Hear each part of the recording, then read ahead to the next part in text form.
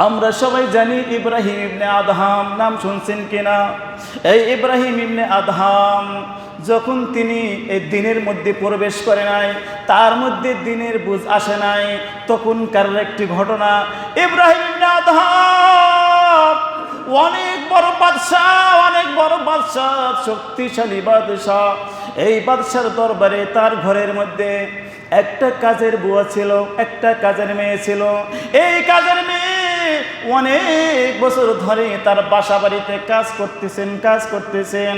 হঠাৎ করে একদিন ইব্রাহিম ইবনে আদহাম ওই কাজের মেয়েকে বলে, ও মেয়েটারে, ও কাজের মেয়েটা, আমার যে ওই একটা কক্ষ আছে, খাস একটা কামরা আছে, কক্ষ আছে, রুম আছে, এই রুমটাকে একটু তুমি সাজাইয়া গুছাইয়া রাখো। ওই কাজের মেয়েটা হঠাৎ করে চিন্তায় পড়ে গেল, অনেক বছর ধরে তার বাড়িতে আমি কাজকর্ম করতেছি, কোনোদিন তার এই খাস কামরার মধ্যে আমাকে ঢুকতে দেয় নাই, ঢোকার কোনো অনুমতি ছিল না।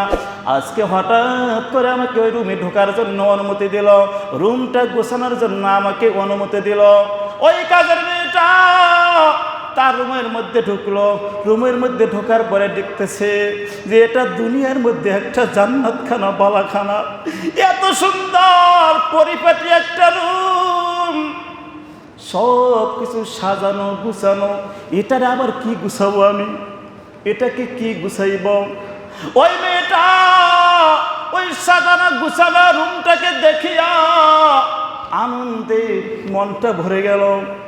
এবার দেখতেছি কত সুন্দর একটা খাট, একটা পালং, ওই পালঙের মধ্যে কত সুন্দর জাজিম, কত সুন্দর বিছানা, কত সুন্দর নরম তুলে বালিশ। ওই মেয়েটা ভাবলো, এত সুন্দর দামি খাট, এত সুন্দর বিছানা, একটু বিছানার মধ্যে বসি। মেয়েটা, ওই কাজের মেয়েটা ওই ইব্রাহিম ইবনে আদহামের ওই কক্ষের মধ্যে সুন্দর বিছানার মধ্যে একটু বসলো। বসার পরে চিন্তা করলো, সারাদিন কাজকর্ম করি গো, শরীরটা অনেক ক্লান্ত, একটু এই দামি বিছানার মধ্যে, দামি খাটের মধ্যে, বালিশের মধ্যে একটু মাথাটা লাগাইয়া দেখি। ওই বালিশের মধ্যে যখন মাথাটা লাগাইছে, সঙ্গে সঙ্গে মেয়েটা ঘুম পড়ে গেছে। সুবহানাল্লাহ! এত সুন্দর দামি বিছানা, দামি খাট, যখনই বালিশটা লাগাইছে, ক্লান্ত শরীরে হঠাৎ করে ঘুম আসে গেছে।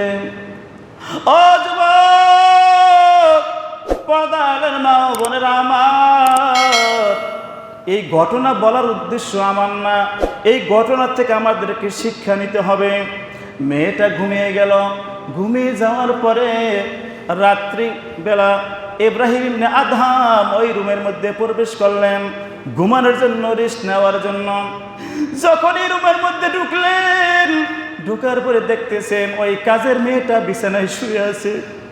ইব্রাহিম ইবনে আদহামের মেজাজ গরম হয়ে গেল, হায়, আমার ঘরের কাজের মেয়ে আমার বিছানায় ঘুমায়, এত বড় সাহস তাকে কি দিল? ও যুবক মুসলমান, পর্দার মা বোনেরা আমার, ইব্রাহিম ইবনে আদহাম চাবুক হাতে নিয়ে মেয়েটাকে ঘুমন্ত অবস্থায় তাকে পিটানো শুরু করলো। ও কাজের মেয়ে, তোরে কে এত বড় সাহস দিল আমার বিছানায় ঘুমানোর জন্য? তাকে পিটাইতেছে। ওই মেয়েটা বাদশাহের কাছে অনুনয় করতেছে, আমাকে মাইরেন না,